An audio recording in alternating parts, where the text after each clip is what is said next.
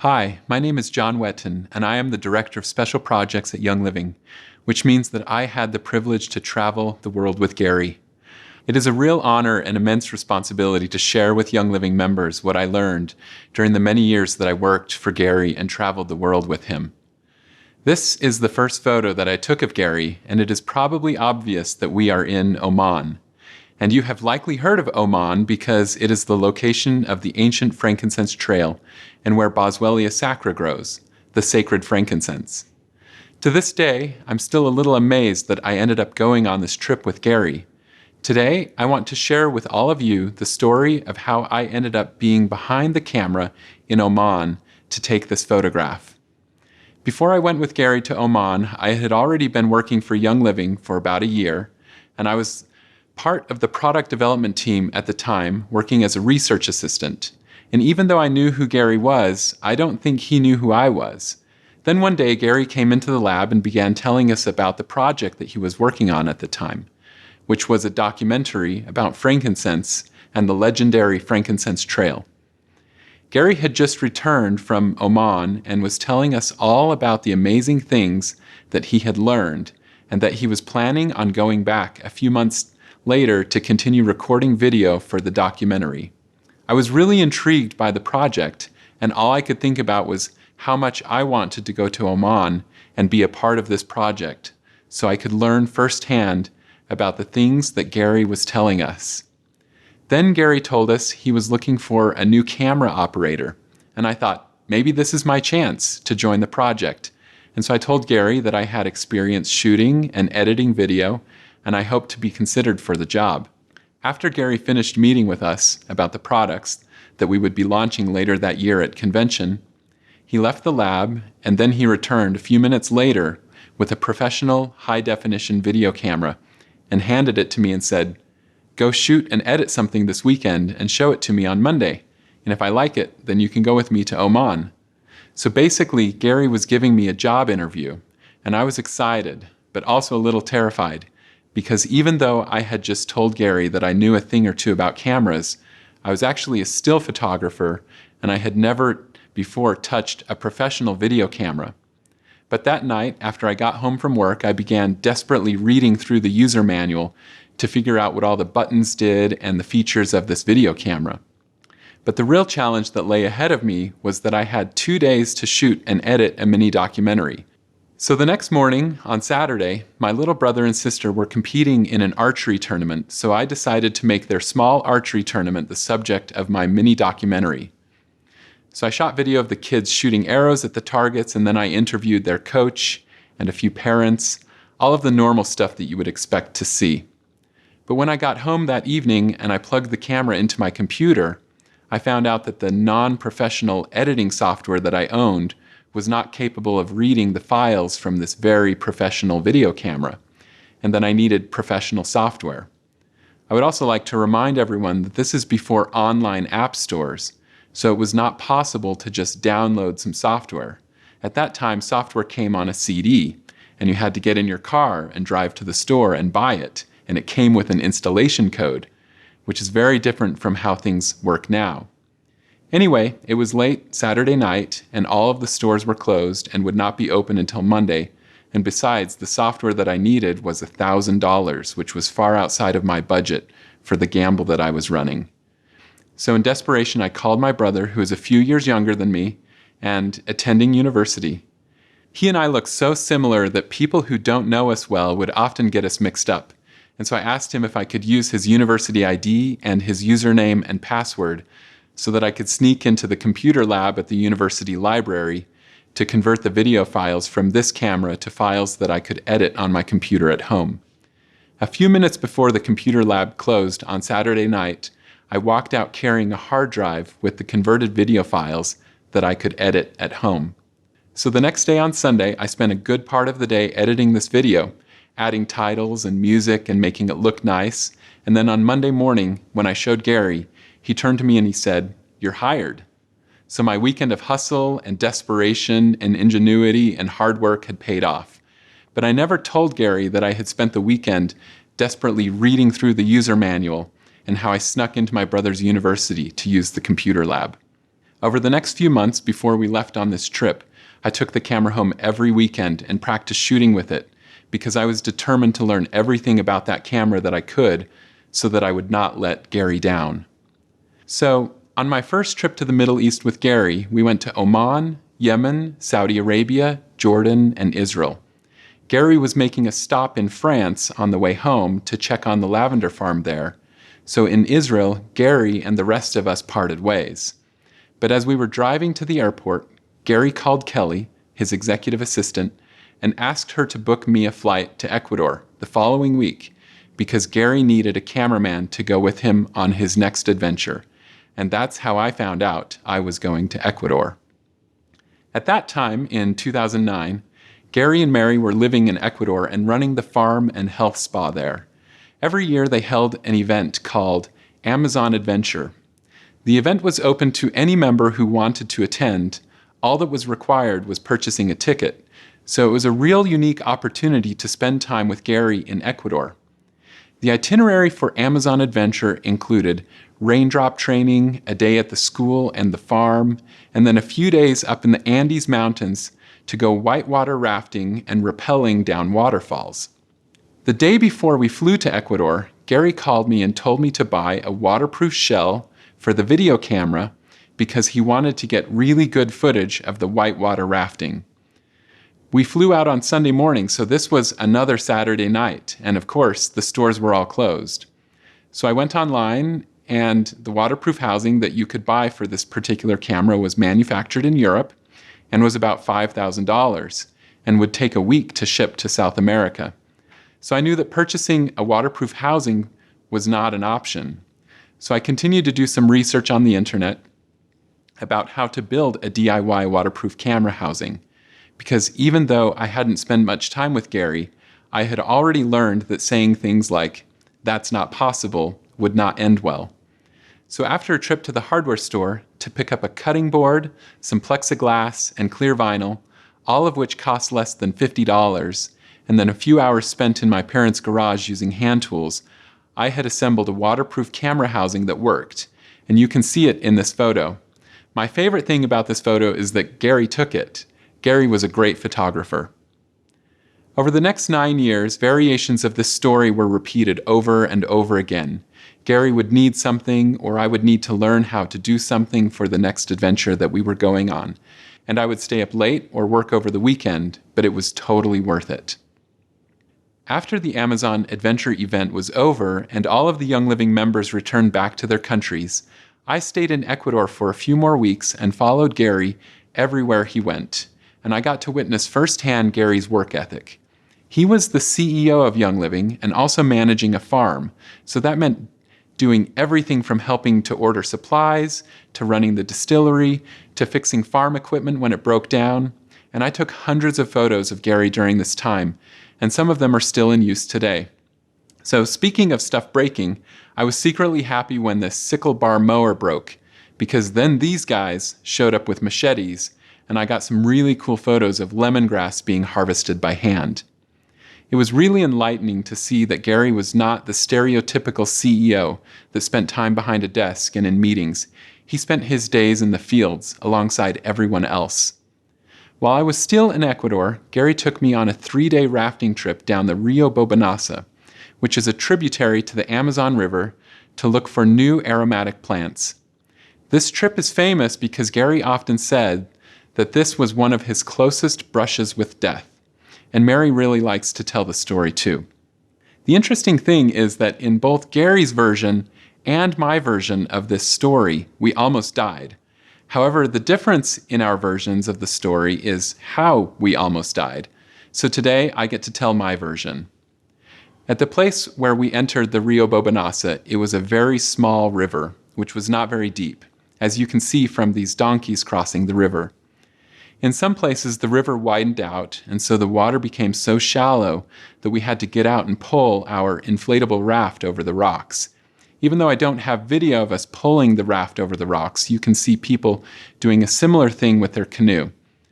The river is the highway through the Amazon jungle in this area, so we saw a lot of other boats, especially these small dugout wooden canoes. On the first day, we were having a great time. and there didn't seem to be anything to worry about. However, on the afternoon of the second day, it began to rain.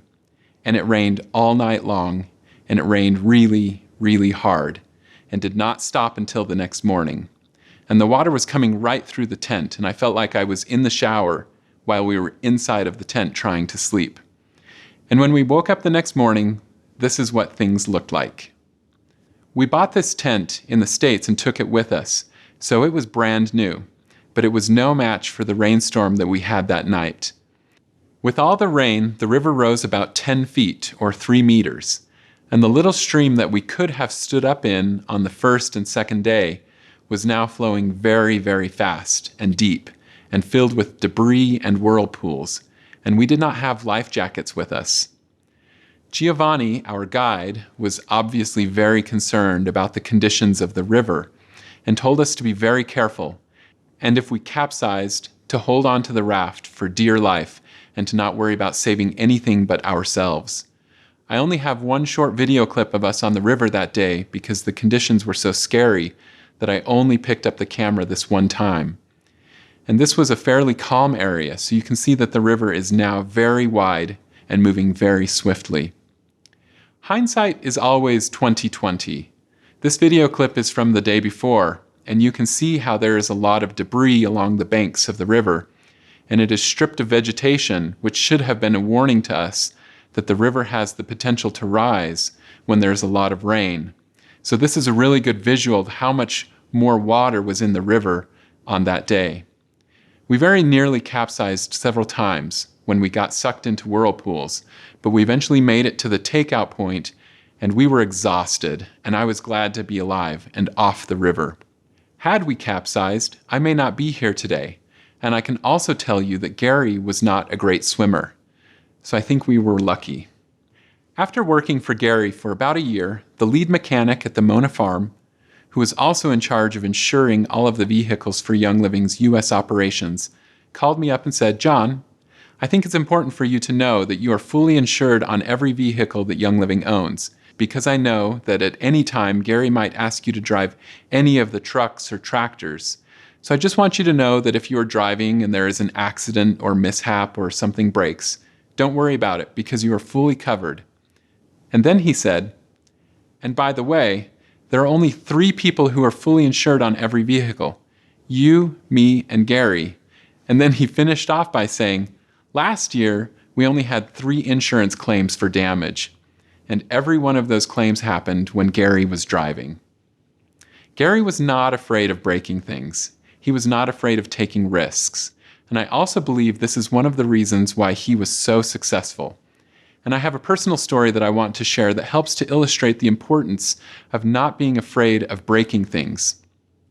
When I was born, my dad was a high school teacher, and he taught horticulture and farm management. And around 1980, he convinced the high school to purchase a single computer so that his farm management students could learn how to do business planning using spreadsheet software. And of course, computers were quite rare and expensive back in the early 1980s. Soon after that, my dad purchased a personal computer and began to teach himself how to code and write software. And then a couple of years later, he was no longer the horticulture teacher at the high school because he was teaching computer science. The point of telling you all of this is that I was surrounded by computers when I was growing up, and I don't remember a time when we didn't have a computer in our home. So a few years ago, my mom was trying to start a small business, and she needed some help doing some graphic design work. So she called me up and asked me if I would come over and help her. And while I was trying to show her how to do some very basic stuff in Photoshop, I quickly realized that she lacked even the most basic computer skills. And I sat there kind of in shock. After all, there must have been 20 computers in my parents' house over the years, and there was ample opportunity to learn how to use them. And so I wondered how it was possible that my mom, who had spent nearly her entire adult life surrounded by computers, lacked these basic skills. When I asked her about it, she told me that she felt that all of the computers belonged to my dad, and she was afraid of breaking them, and so she never really used them or learned how to use them. My mom's birthday was a few weeks later, so I'm sure you can guess what she received as a gift. Yes, her very own computer. And because that computer is hers, she doesn't have to be worried about breaking it and affecting anyone else. And so she learned how to use it very quickly. When new executives were hired on at Young Living, Gary would often organize activities with an element of risk, such as skiing, horseback riding, hunting, river rafting, or snowmobiling. And I think that these activities were kind of Gary's version of a job interview, with the goal of assessing the new executive's ability to manage risk and see how they would react when faced with new challenges, because Gary knew that there is inherent risk in running a business, and he wanted to make sure that the people helping him run Young Living would take enough risks to help drive Young Living forward and continue to grow. Gary often told me that he would much rather see people take risks and fail than to never try at all. One of my favorite quotes is this: "Fear kills more dreams than failure ever will." So, if you want to be more like Gary, you're going to have to get good at breaking things. Gary was always breaking things: phones and computers and cameras, his back, trucks. This is a dump truck that Gary was driving during the construction of the Northern Lights distillery in British Columbia, Canada. The soil in the dump bed froze, and when he tried to dump it out, the truck tipped over. In one of Gary's classic lectures that I got to listen to many, many times, he talked about a survey of 50 people over 95 years old in which they were asked what they would do differently if they could live their lives over again. And one of the top 3 answers was, take more risks. A lot of people have told me how lucky I was to work so closely with Gary, but I was usually pretty quick to correct them and say that working with Gary was not lucky, it was risky, and it was a lot of hard work. And just like the story about becoming Gary's cameraman, there were many times I told Gary I knew how to do something and then went home and spent all night learning how to do it so that I wouldn't be lying. Gary's attitude towards life was quite similar, and I think that's one of the reasons why we got along so well. I tell people that my secret to success while working with Gary was to take as much risk as possible without crossing over the line to being reckless, and I think this is a good motto to live by. Gary didn't need anyone's approval to try something new, and in January of 2017, Gary entered a 200-mile or 320-kilometer dog sled race in Alaska.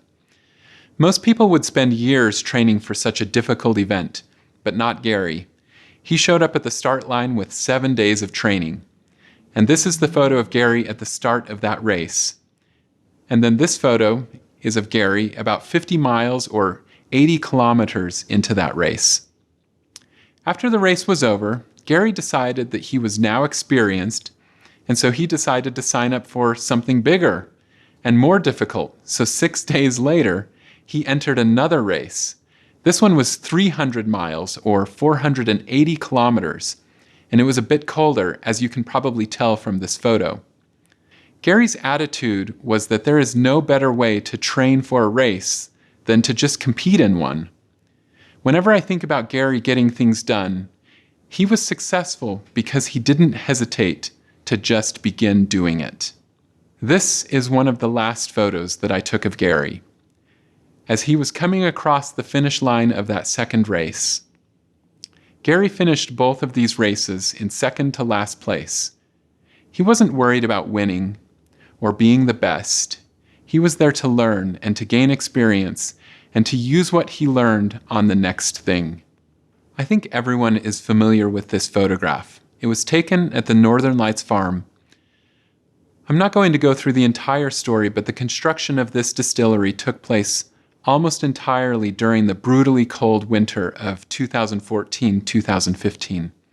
Young Living had been previously buying black spruce from a small supplier in Canada, and then the person running that operation suddenly retired, and Young Living quickly ran out of black spruce, and many products, including Valor, went out of stock.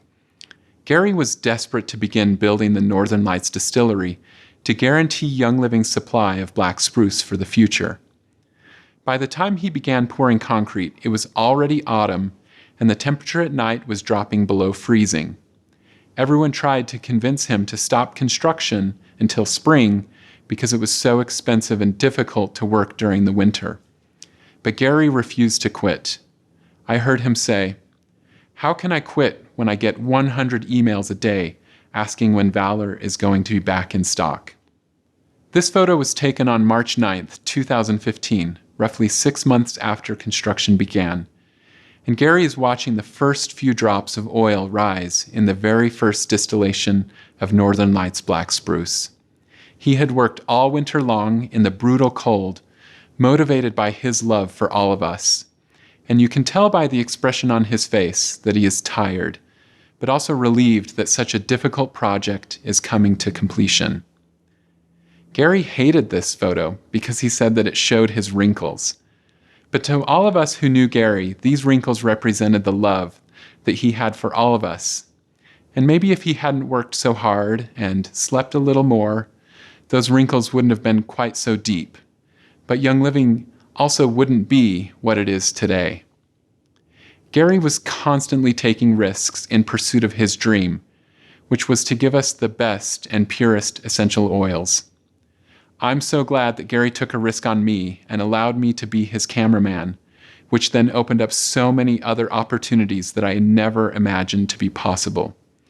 I hope that Gary's example will inspire all of you to take more risks in pursuit of your dreams.